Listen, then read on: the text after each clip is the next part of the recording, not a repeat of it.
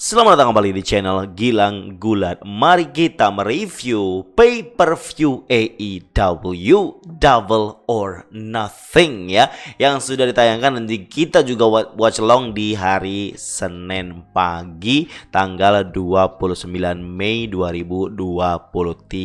Saya watch along dengan cukup semangat karena ekspektasi tinggi untuk match yang sudah saya wanti-wanti juga ya, yang sudah saya ajak juga teman-teman untuk menontonnya. Ada beberapa biasa ya, fans garis kerasnya gulat profesional Indonesia, stay bersama saya di watch along. Terima kasih untuk teman-teman semuanya ya. Dan saya akan mereview Double or Nothing tanpa mendetailkan apa saja yang terjadi, karena saya langsung berekspektasi kalau teman-teman pasti sudah menonton semuanya. Buat yang tidak menonton semuanya, saya rekomendasikan saja untuk menonton semuanya ya. Kalau nggak menonton ya udah skip aja reviewnya, atau mungkin sampai di bagian belakang aja untuk pembahasan dua main event yang ada. Mari kita bahas lengkap untuk semua subscriber saya di Gulat Review.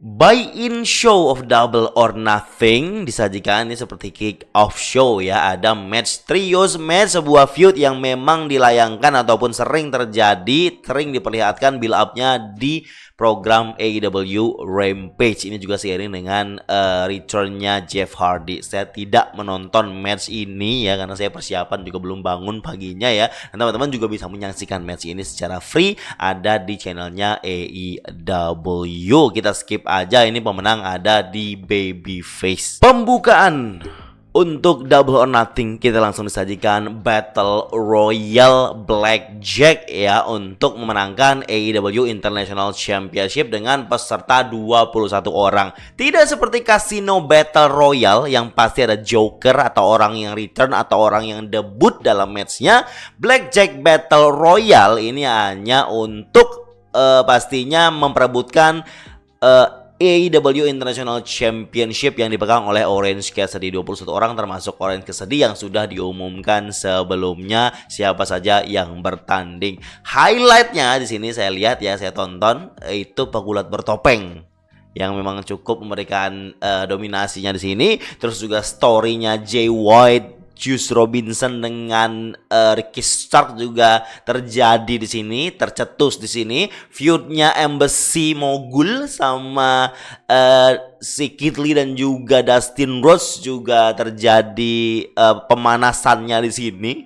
Dan tetap Orange Cassidy bisa memenangkan pertandingan, tetapi tetap ada dramanya dia di akhir ya, dimana Swerve Strickland bisa bertahan hingga ujung dan pada akhirnya dengan mudah cuma disenggol dikit saja tangannya, Swerve Strickland jadi keluar dan Orange Cassidy and still di AEW International Championship. Dan sepertinya memang Tony Khan masih ingin memberikan reign yang cukup lama untuk Orange Cassidy sambil nge-build up talent atau homegrown talentnya AEW atau talenta mudanya AEW untuk bisa mungkin eventually akan mengambil kesempatannya untuk mendapatkan AEW International Championship. Tapi ini mungkin kita harus menunggu, wait and see lah istilahnya ya, apa yang akan terjadi untuk Orange Cassidy. Yang jelas kita tahu, sering review saya untuk member saya kasih tahu kalau Orange Cassidy itu kayak workhorse-nya AEW yang selalu tampil, yang selalu defend title-nya.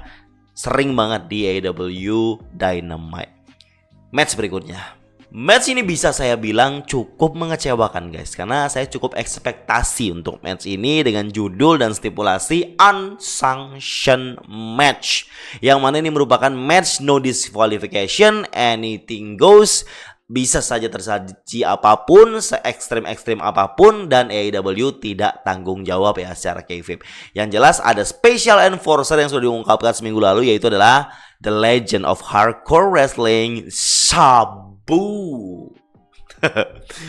Yang mana Sabu itu hanya tampil sedikit sekali guys, tetapi worth it ya. Saya bisa bilang begitu. Saya bisa bilang Sabu cuma sedikit tapi worth it. Dia melakukan lompatan ke atas meja yang pastinya itu yang memang diharapkan oleh penonton. Sabu melakukan sesuatu yang cukup ya pas lah, dan mungkin bisa sedikit melampaui ekspektasi orang untuk umurnya yang segini.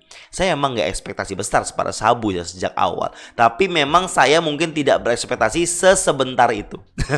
Karena memang cuma sebentar di awal doang, ada Chaos, ada JAS juga, Strong juga ikutan di situ. Sampai akhirnya semua keluar dan tinggal Adam Cole sama Chris Jericho. Britt Baker sempat muncul untuk candlestick, tapi ada Saraya juga yang membuat dia keluar lagi, dan endingnya pun agak gantung. Kenapa? Karena Adam Cole tidak memukul Jericho dengan bertubi-tubi yang bisa harus wasit hentikan gitu loh. Menurut saya belum klimaks. Tapi karena memang mungkin skenario sejak awal seperti itu, jadi mau nggak mau ya wasit ngikutin skenario-nya. Tapi saya lihat ya endingnya agak kurang gitu loh guys. Untuk sebuah unsanctioned match. Oke lah prosesnya ya lumayan lah ya. Tapi sekali lagi saya cukup kecewa dengan match yang saya harapkan akan jadi match yang cukup ekstrim untuk Double or Nothing tahun ini. Dan ternyata feudnya masih berlanjut guys. Di Dynamite mereka akan mix tag team match. Jericho sama Saraya akan melawan Britt Baker dan Adam Cole, baby. Dan pertandingan dimenangkan oleh Adam Cole, baby. Pertandingan selanjutnya adalah tag team for the title of AEW. Jay Lethal, Jeff Jarrett melawan FTR, our champion ya, yang memang memilih untuk stay di AEW. Ada satu stipulasi yang cukup unik, adalah special guest referee Mark Briscoe yang memang di sini babyface begitu. Sementara Mark Briscoe tuh punya ya histori lah atau sejarah dan sangat baik berteman dengan Jay Lethal dari dulu. Di sini diangkat cerita di mana Jay Lethal itu ya sahabatnya Mark Briscoe. Mark Briscoe ya masih jadi pertanyaan dia memihak kemana. Sampai akhirnya di match ini singkat cerita saya bahas ya, setelah ya ada campur tangan Zat Namsing lah, ada si John Jaded lah, ada Karen Jarrett lah, sampai ada gitar yang dipukulkan ke kepalanya Aubrey Edwards lah. Sampai akhirnya Mark Briscoe ya nggak ragu lagi, sadar dianya kalau Jay Lethal sama Jeff Jarrett bukan di pihaknya dia, bukan di pihak yang benar. Ya udah FTR secara adil memenangkan match ini and still the AEW World Tag Team Champion kita FTR. Match berikutnya Wardlow melawan Christian Cage in a ladder match for TNT Championship. Sejak awal saya menduga Luchasaurus yang akan melawan Wardlow karena dia, si Christian Cage ini akan jadi manajernya. Tapi ternyata Christian Cage yang maju duluan dan dia kalah di match ini. Ada beberapa poin yang mantap ya, di mana Wardlow lompat dari atas tangga paling tinggi dan melompat ke arah Luchasaurus, di bawah dia Swanton Bomb guys. Biar cepat saya nggak ngasih videonya ya, teman-teman bisa tonton aja di YouTube, pasti sudah ada ataupun di link haram ya. Ini matchnya oke, tapi hanya sedikit klimaksnya. Ada di momen dimana Wardlow lompat ke tangga dan tangganya langsung bengkok. Dia berusaha untuk pakai tangga itu lagi, nggak bisa karena tangganya udah bengkok gitu. Luchasaurus yang tadinya nggak ikut masuk di awal, tapi akhirnya dia keluar mengganggu. Terus yang menarik juga Arn Anderson juga terlibat banget di match ini, dimana dia menggigit tangannya Luchasaurus sampai berdarah guys. Ini membuat Arn Anderson cukup terlibat dan punya andil besar untuk kemenangan Wardlow di match ini, biar tetap adil gitu ya. Christian Cage ya nggak ada harapan untuk mendapatkan TNT Champion. And once again, and still the TNT Champion kita Wardlow. Dan cerita masih akan berlanjut dengan Wardlow dan Luchasaurus yang memang eventually harus ke situ menurut saya. Harus Luchasaurus juga yang ikut turut campur dan match lawan Wardlow, entah di pay-per-view, entah di TV special. Lanjut lagi nih, juga hal menarik terjadi. And new AEW Women's World Champion kita Toni Storm. Di match ini sejak awal terlihat Jamie Hayter memang tangannya masih sakit guys. Kemarin dia sempat off dan match batal 3-on-3 karena Jamie Hayter cedera. Dan setelah itu Toni Storm menantang dia, padahal dia belum musuh. Si Jamie Hayter ini masih pemulihan cedera, tapi ternyata dia bisa match di Double or Nothing ini dengan kondisi tangan diperlihatkan sekali kalau masih cedera. Bahkan di awal dia dihajar Outcast di belakang, dia masuk dengan tangan yang sudah dihajar. Jadi kayak sudah cedera tambah cedera gitu, dan memang benar cedera. Dan ini jadi alasan kenapa Toni Storm yang menang setelah berjibaku sedikit ya. Karena Jamie Hayter posisi sudah cedera gitu loh. Dan Toni Storm saya kira secara real ya, saya lihat secara realitinya memang Toni Storm layak. Karena ketika dia champion, status dia masih interim. Dan menurut saya kalau interim itu udah nggak tercatat dalam history books-nya AEW sebagai AEW Women's Champion. Nah, inilah momen Toni Storm dan ini pasti menguatkan Outcast. Dan ini opsi kedua menurut saya dari Tony Khan. Karena Jamie Hayter cedera. Kemungkinan akan off lagi setelah ini dan pemulihan cedera lagi gitu loh. Jadi daripada interim lagi biar nggak blunder lagi Tony Khan, ya kasih aja ke Toni Storm and the real Women's Champion. Dan pasti akan building up membuat Outcast menjadi level up setelah mendapatkan champion into the faction. Ini good guys menurut saya. Ini keputusan yang tepat. Kalau memang ya sekali lagi, kalau memang kondisinya Jamie Hayter yang memang masih cedera, nggak ada interim itu zaman dulu ya Tony Khan, jangan lagi dilakukan ya, blunder itu. Lanjut lagi, menurut saya ini match filler doang, yaitu open house rules match for the AEW World Trios Championship dengan stipulasi yang memang sudah sering dibawakan di Dynamite oleh grup faction ini. Entrance-nya pasti yang saya bilang ya, kalau teman-teman nonton AEW belum pernah nonton, tontonlah entrance-nya House of Black. Oke banget. By the way, ini open house, jadi open challenge gitu loh. Siapapun yang datang, ternyata yang datang adalah nggak ada return, di Acclaim. Rapnya si Max Caster yang nyebut Dominic itu jadi hal yang sangat oke karena dia menyindir reality guys, dimana Buddy Matthews, Buddy Murphy yang pacarnya Rhea Ripley, dalam rapnya Max Caster bilang kalau pacarnya si Buddy Matthews sudah ditikung oleh Dominic Mysterio. Kocak guys. Tapi matchnya seperti biasa, tipikal matchnya Dynamite ya. Endingnya tetap dimenangkan oleh House of Black ya. Saya nggak ekspektasi tinggi sekali lagi untuk match ini, jadi ya kita skip aja. Lanjut lagi. Ini juga salah satu highlight Double or Nothing, di mana finally setelah 60 kali kemenangan termasuk malam ini, Jade Cargill akhirnya kehilangan TBS Championship-nya guys. Tetapi yang menang bukan Taya Valkyrie. Buat yang belum nonton, Taya Valkyrie tidak berhasil menang lawan Jade Cargill. Jade Cargill ya udah menggenapkan kemenangannya menjadi 60-0. Dan setelah match dia menang lawan Taya, ini si Mark Sterling ini itu malah open challenge. Siapapun yang tidak ada. Jadi dia bilang sudah championship-nya si Jade Cargill akan terus berjalan. Tapi sayangnya tidak ada lagi penantang. Semuanya sudah kalah dari Jade Cargill. Gak ada lagi yang bisa nantang dia untuk TBS Champion. Dia akan terus jadi champion terus nih atas Mark Sterling. Kemudian keluarlah The Return of Chris Statlander yang lama dia cedera gak muncul lagi guys. Langsung match guys lawan Jade Cargill dan menang Chris Statlander. We have a new TBS champion. Ini final, ini momen yang diberikan AEW, momen yang diberikan dunia gulat setelah kekalahan Bianca untuk Asuka. Kali ini Jade Cargill juga kalah untuk Chris Statlander. Semoga ada sesuatu yang baru dan tidak bosan lagi. Mungkin Jade Cargill akan dapat rematch ya. Tapi menurut saya ini akan jadi momen untuk Chris Statlander bisa ya naiklah level di AEW. Terutama persiapan untuk Collision ini. Apakah akan berpindah? We'll see guys. We'll see. Sampailah kita ke match yang cukup saya tunggu-tunggu, adalah 4 Pillars, the homegrown talent of AEW for the AEW World Championship 4-way 4 Pillars match. The matchnya mungkin tidak yang super great, tidak yang sangat spektakuler, enggak.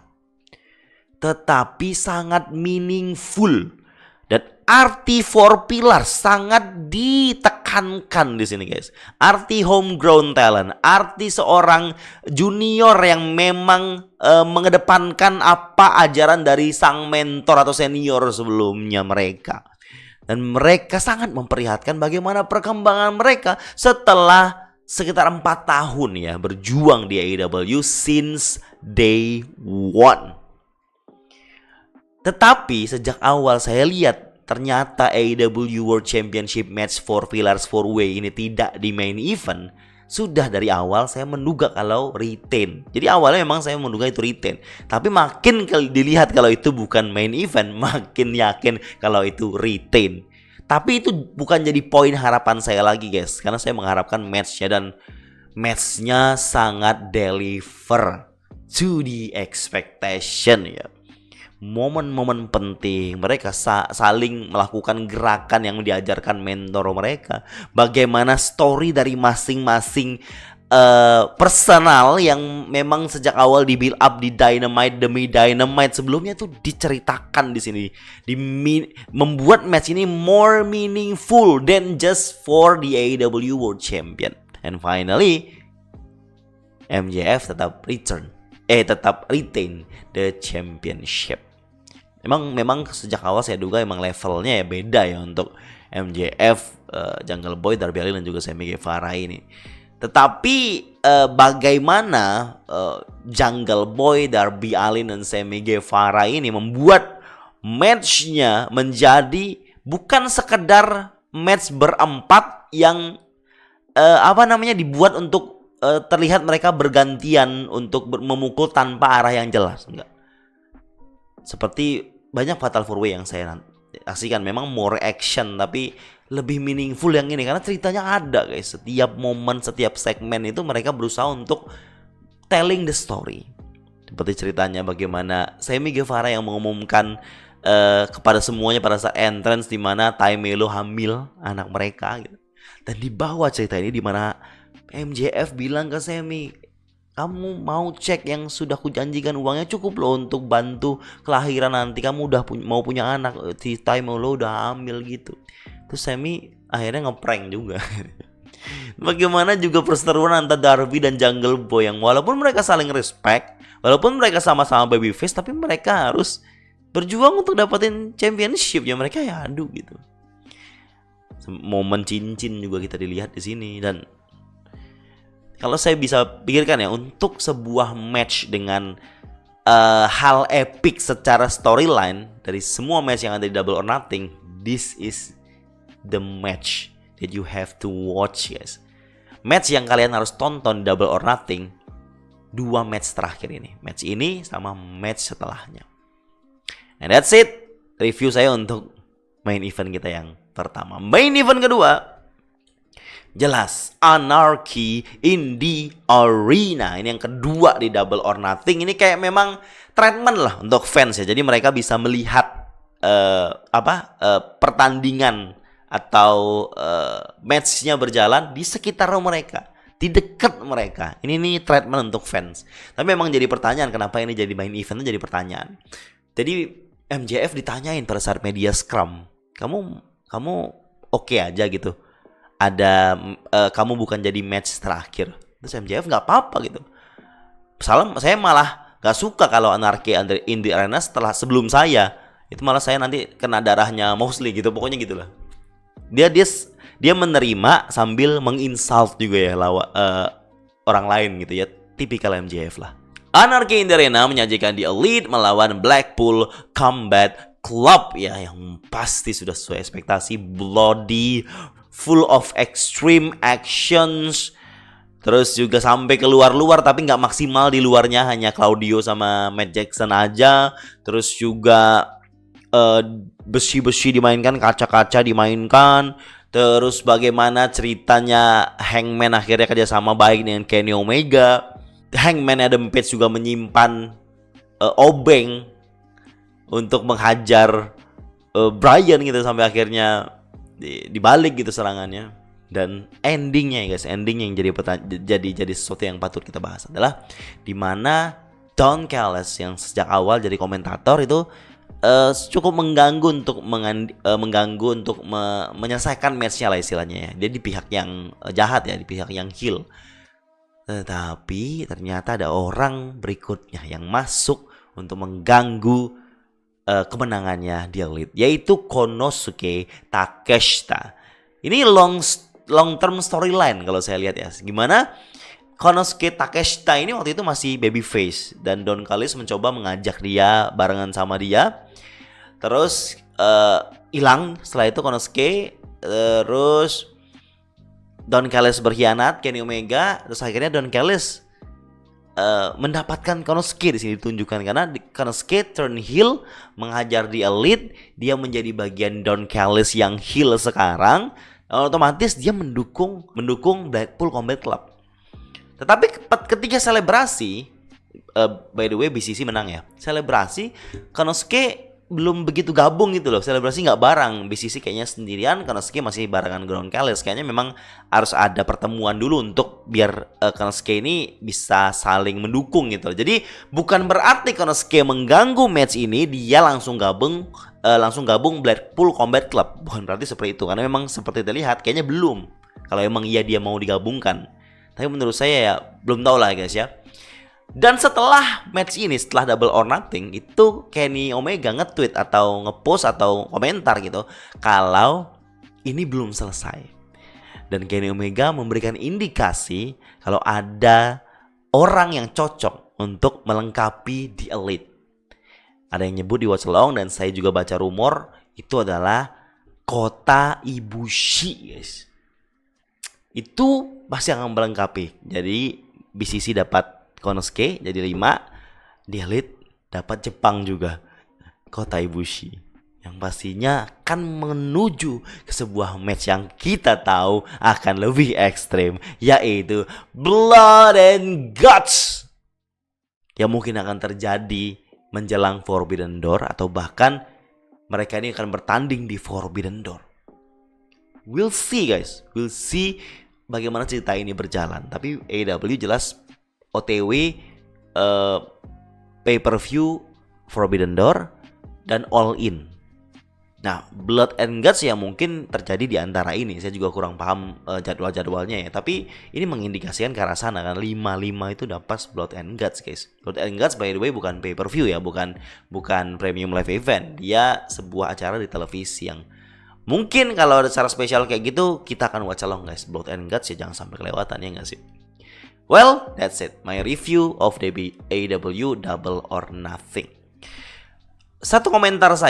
Beberapa komentar terakhir saya yaitu adalah di mana event ini diselenggarakan di arena yang lebih besar daripada MGM Grand. Karena biasanya Double or Nothing itu di MGM Grand dan full biasanya. Tapi di T-Mobile Arena ada foto yang di-share juga oleh teman-teman di Discord. Saya juga cek juga di tempat lain. Ternyata di bagian belakang kamera itu masih banyak yang kosong guys.